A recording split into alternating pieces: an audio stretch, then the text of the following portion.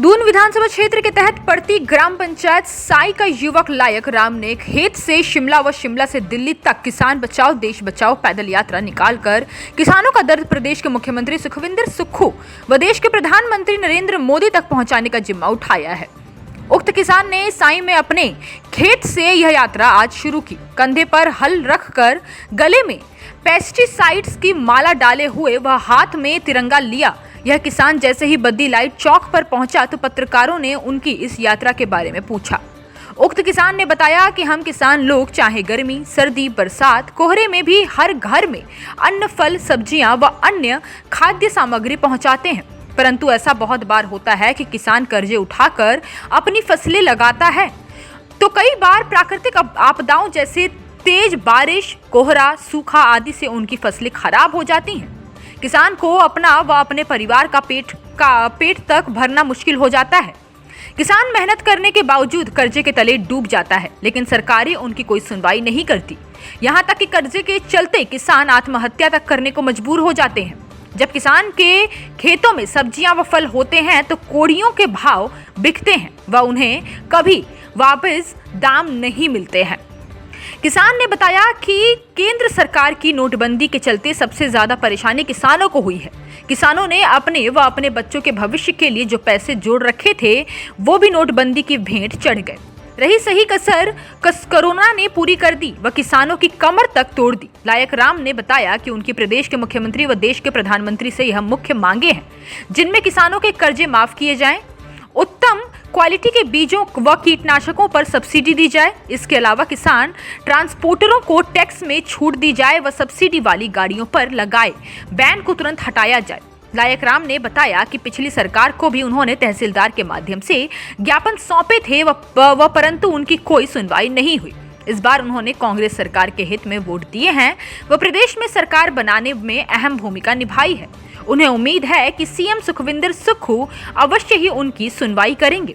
विधायक राम कुमार चौधरी ने कहा कि वो किसानों की समस्याओं को प्रदेश के मुख्यमंत्री के संज्ञान में लाएंगे व उन्हें राहत दिलाने के लिए हर संभव प्रयास करेंगे। मेरा नाम लायक राम है और मैं ग्राम पंचायत साई से हूँ और मैं एक किसान हूँ। हमारा दर्द, किसानों का दर्द ये होता है कि हम बैंकों के कर्जे में दबे होते हैं। हम लोगों के लिए अन्न पैदा करते हैं, लेकिन हमारी सुनवाई कहीं नहीं होती। हमारी जब फसलें ख़राब हो जाती है, हमारे पास पैसा नहीं होता, हम बैंकों से ऋण लेते हैं बीज, खाद और दवाइयों के लिए, लेकिन हमारी जो फसलें होती है प्रकृति पर निर्भर होती है। हम ऐसे किसान हैं जो बारिश के ऊपर निर्भर रहते हैं। बारिश अच्छी हो गई तो हमारी फसल अच्छी होती है, बारिश अच्छी नहीं हुई, ज़रूरत से कम या अधिक हुई तो हमारी फसलें ख़राब हो जाती है। इसी तरह बहुत से लोगों ने फसली का कर्जा लिया हुआ था, लेकिन हमारी कई सालों से फसलें अच्छी नहीं हुई, जिस वजह से हमारे को आज बैंक के नोटिस आ रहे हैं। 15 दिन का टाइम मिला हुआ है कि 15 दिन में पैसे जमा करवाओ, नहीं तो आपका घर और ज़मीन जब्त कर ली जाएगी। हम किसान हैं, हमारी फसलें ख़राब हुई। हमने इसका ज्ञापन पिछली सरकार को तहसीलदार के माध्यम से जयराम सरकार को दिया था, लेकिन हमारी कोई सुनवाई नहीं हुई। लेकिन आज नौबत ये आ गई है कि हमारे घर और ज़मीनें दाव पर लगी हुई है। अब हमने कांग्रेस सरकार से उम्मीद लगाई हुई है कि कांग्रेस सरकार हमारी समस्याओं को सुनेगी और शायद हमारे कर्जे माफ़ करेगी। और हमने किसानों ने बढ़ चढ़कर कांग्रेस सरकार को सपोर्ट किया है और सुक्खू जी को बनाया है इस उम्मीद के साथ कि वो किसानों के कर्जे माफ़ करेंगे। लेकिन सुक्खू जी की तरफ से किसानों के लिए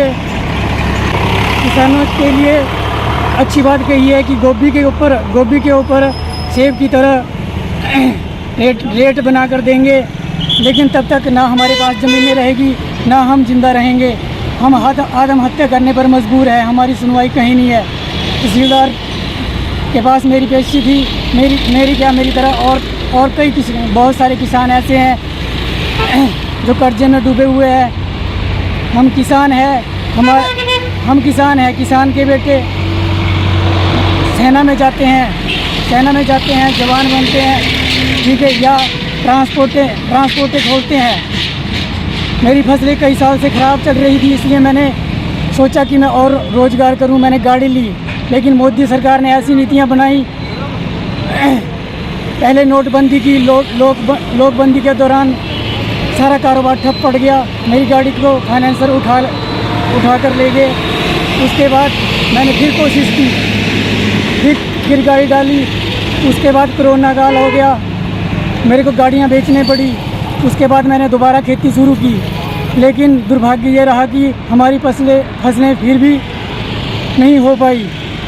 बारिश अधिक होने की वजह से फसलें ख़राब हो गई। हमने खेतों में जाकर न्यूज़ में भी ये बात चलाई थी और तहसीलदार के माध्यम से जयराम सरकार को भी अवगत कराया था, लेकिन हमारी सुनवाई नहीं हुई। आज हम ज़मीनें होकर आत्महत्या करने की कगार पर है। इसलिए मैंने ये रैली निकाली है ताकि शायद हमारी ज़मीनें बच सकें या हम बच सकें। तो ये रैली आपने कहाँ से कहाँ को शुरू की है और अकेले ही कर रहे हो इसको? ये रैली मैंने अपने घर से, अपने खेत से पहले शिमला सुखविंदर सिक्कू जी से बात करूंगा, किसानों की समस्याओं से अवगत कराऊंगा। फिर दिल्ली मोदी जी से बात करेंगे कि हमारे साथ क्या हुआ है। मोदी जी रात को 8-9 बजे आते हैं, 8-9 बजे आके भाषण देते हैं कि आज मैंने नोटबंदी कर दी, आज मैंने लॉकडाउन कर दिया, आज मैंने GST कर दी। लेकिन उससे हमारे ऊपर, मध्यम वर्ग के ऊपर क्या असर पड़ा है वो हम जानते हैं। हम आज आत्महत्या करने की कगार पर है और बेरोजगार है। ये जो आपने गले में माला डाली है, ये दवाइयों की कौन सी दवाइयाँ हैं और क्या है? ये दवाइयाँ हैं जो हम किसान अपनी खेती को बचाने के लिए, ये कीटनाशक है, फ्लावर, इससे फूल आते हैं, फूल टिकते हैं और पौधे को सुरक्षित रखने की दवाइयाँ हैं। लेकिन इन दवाइयों की कीमत हद पार करती है। एक हज़ार की 10-10 ग्राम और 2-2 हज़ार की 5-5, 10-10 ग्राम की दवाइयाँ हैं। हम इनका खर्चा कहाँ से पूरा करेंगे? हमारी फसलें ख़राब नहीं होती। अगर ख़राब नहीं होती तो हम बैंकों के कर्ज चुकाने में समर्थ थे, लेकिन हमारी फसलें ख़राब हो गई और दवाइयों का अधिक रेट है। हमने फसलें अच्छी उगाने के लिए आड़तियों से, साहूकारों से कर्जे लिए हुए हैं। अब दवाइयों के पैसे देने बाकी है। हमने दवाइयों के लिए बैंक साहूकारों के पास चेक रखे हुए हैं, ज़मीनें गिरवी रखी हुई है, लेकिन हमारी फसलें अच्छी नहीं हुई। अब साहूकारों को हम दवाइयों के पैसे कहाँ से दें और हम कहाँ से बैंक का कर्जा दें? अब हमारे पास एक ही रास्ता बचता है, या तो सरकार हमारे कर्ज माफ़ करे या हम आत्महत्या कर लें। इससे आगे हम कुछ नहीं कर सकते। हम बेरोज़गार हैं, दिहाड़ी मजदूरी करके बड़ी मुश्किल से हमारा गुजारा चलता है। नौबत ये आई है कि मेरे पास इस वर्ष गेहूं की फसल बीजने के लिए पैसे नहीं हुए और मेरी ज़मीन बंजर पड़ी हुई है। खाद बीज और दवाइयों के सब्सिडी दी जाए हमारे को। मोदी सरकार कहती है कि हम किसानों के लिए 2000 रुपये देते हैं, लेकिन एक वर्ष से वो 2000 रुपये भी नहीं आए। हिमाचल प्लस न्यूज़ के लिए नालागढ़ से सुरेंद्र सिंह की रिपोर्ट।